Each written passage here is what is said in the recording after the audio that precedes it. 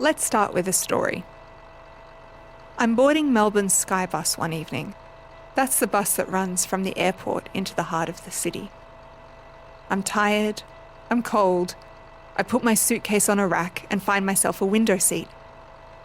A man sits down next to me, and he spreads his legs. That's the first event in this story.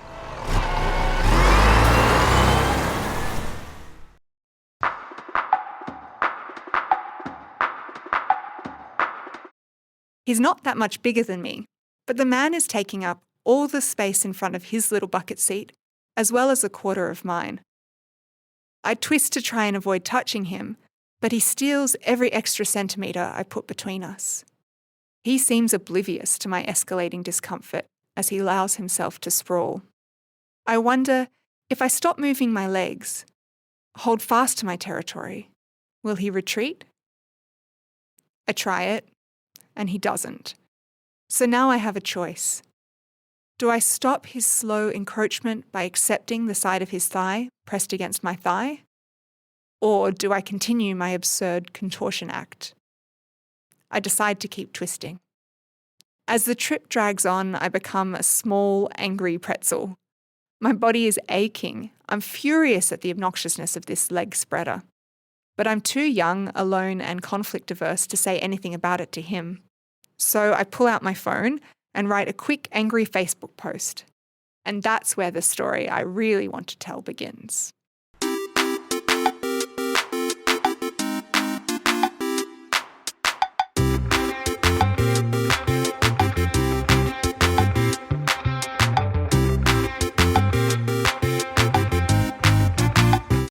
Welcome to Boy Trouble, a podcast trying to tell better stories about boys in Australia.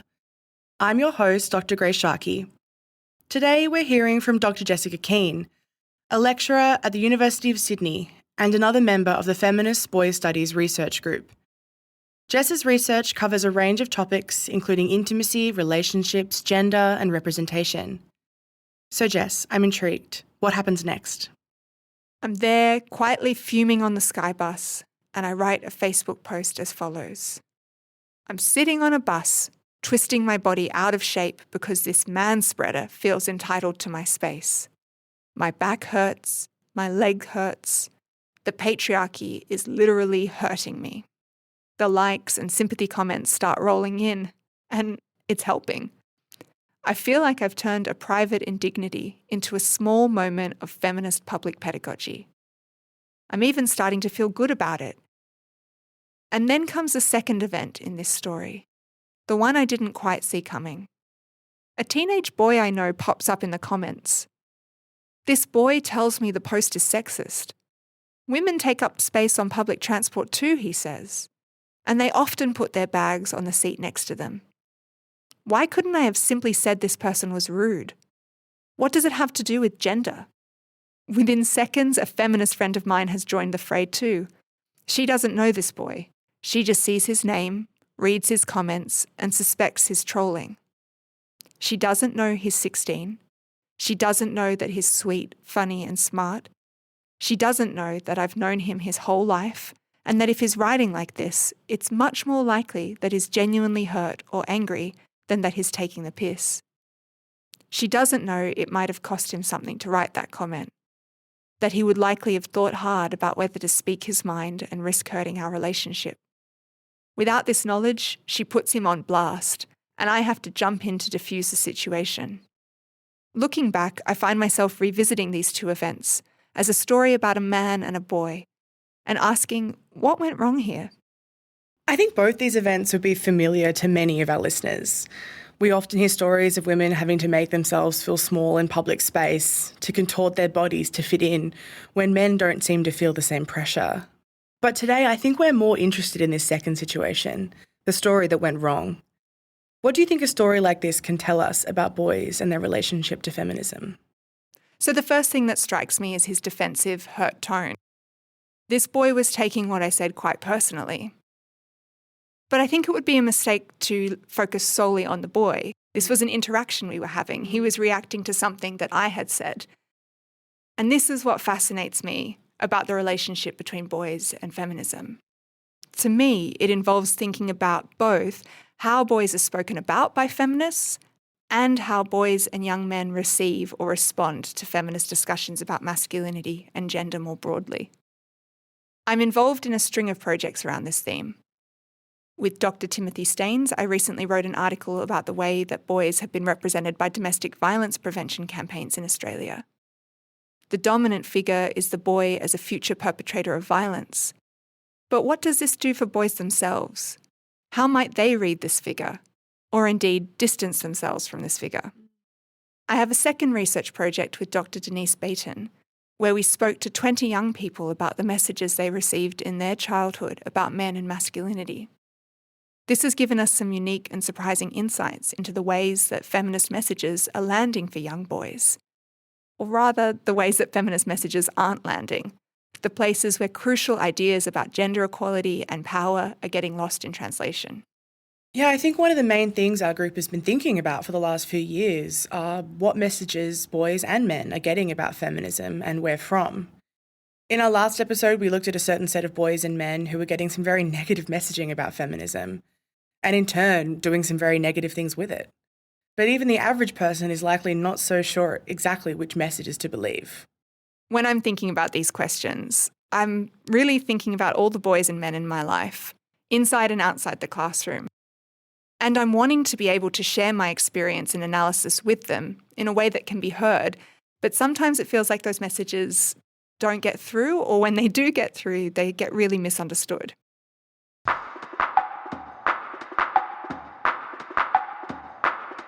So, Jessica Kean, what's your boy trouble? There are some key places where feminist conversations about boys and men are getting stuck. I think we need to know what those places are and how to get them unstuck. I want to focus on boys like that kid on my Facebook feed. Boys who are well-meaning, sincere, and not actually misogynistic. And yet they find themselves in passionate disagreement with feminists. I want to know what's going awry with those guys. Yeah, I think about this a lot too. I think that even the guys that I might think of as being the other guys, I'm not sure if they're as misogynistic as they think they are or as they want people to believe. For sure, there are shock jocks and online trolls who willfully misconstrue feminist arguments. But I'm interested in the men and the boys who hear feminists talk about them and in all good faith feel like feminists are getting something wrong, maybe something important. There are boys and young men who have mixed feelings about it all. Some boys simply feel confused about why women in their lives are finding resonance with feminist ideas and projects that these boys find utterly alienating. Other boys who might identify as progressive can feel like they ought to be on board with feminism as part of their wider commitment to social justice. But these progressive boys may still be quietly swallowing an internal feeling that something is missing from the story. And in dialogue with these boys, there are many feminists who want to understand why boys and men can feel so tripped up by this stuff. Why do they keep hitting a wall when they get into chats about gender? Can we offer them a roadmap out of these troubles? I think the question becomes, how do we have better conversations? How do we translate these ideas so that they are being understood in ways that are helpful for everybody? Right, so today I'm going to talk about just one path. There is profound confusion about what we are talking about when we're describing something as gendered. Take manspreading, although it could be a number of other things as well. Mansplaining, sexual harassment in the workplace, the pay gap, all kinds of things. Right. So I described the manspreading skybus story as a gendered experience. But what does that actually mean? Did I mean that this is something that all men do? Definitely not. I know men who could cross their legs for the Olympics. It's a real thing of beauty. Did I mean this is something that only men do? Also no.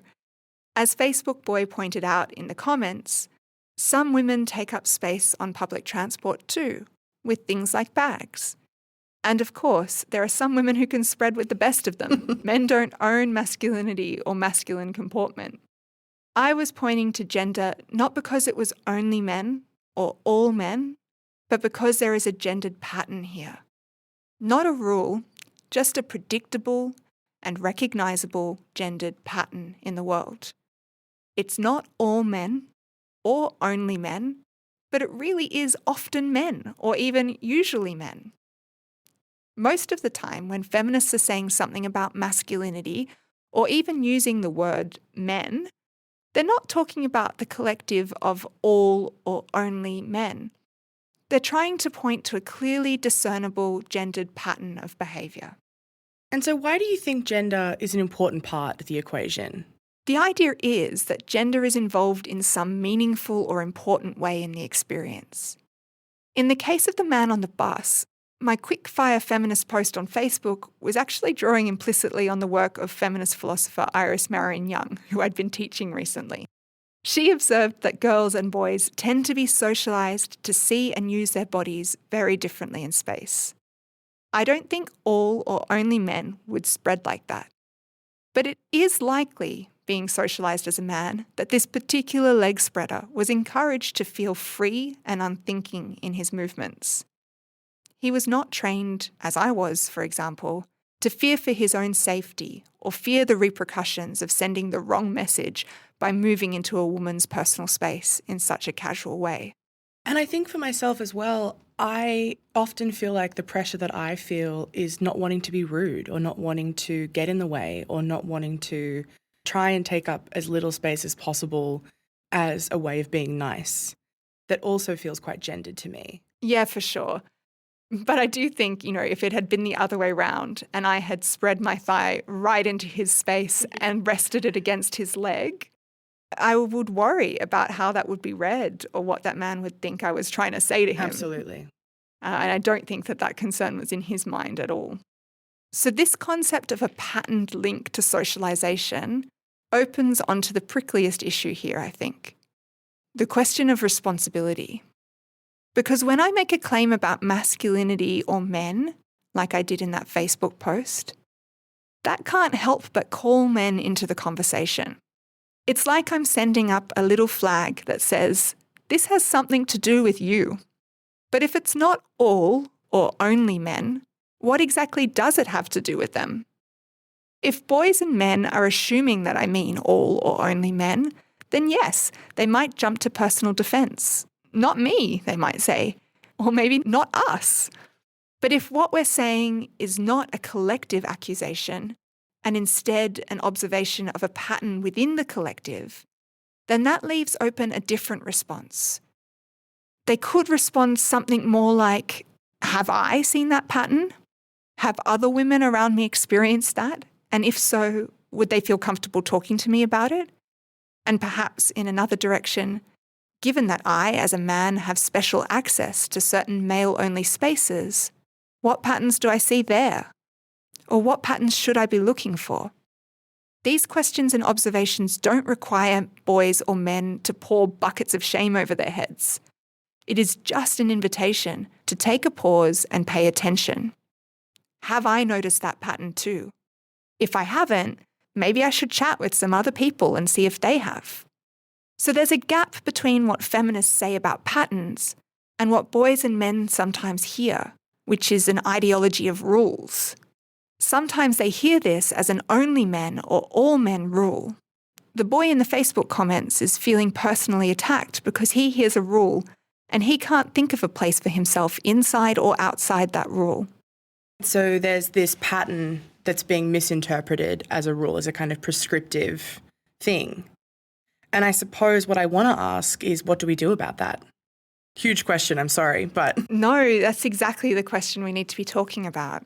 So when we feel a conversation going wrong, we might immediately think this is a clash of moralities, or a clash between those interested in justice and those wanting to perpetuate harm. And of course, sometimes that is the case. But when we're finding ourselves in this kind of conversation, it's worth taking a moment to pause and think about what's happening before we start flaming each other. Could there be a gap between the thing being said and the thing being heard? For the boy in my Facebook comments, I think the gap was the subtle rule and pattern distinction. So we could clarify. We could adjust our language. We could make sure that we know what the person we're chatting with is hearing, and we can make sure that if there's a fight to be had, that we're fighting over the right things. That was our boy trouble for this week. Thanks for staying with us and for staying with the trouble. We'll be back soon with another episode. And I want to thank the fabulous Dr. Jessica Kean.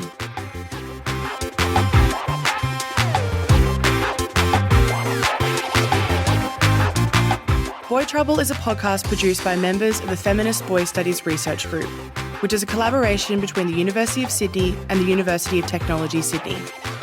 This program was made on the unceded lands of the Gadigal people of the Eora Nation. The podcast was produced by Peter Adams from the University of Sydney School of Humanities.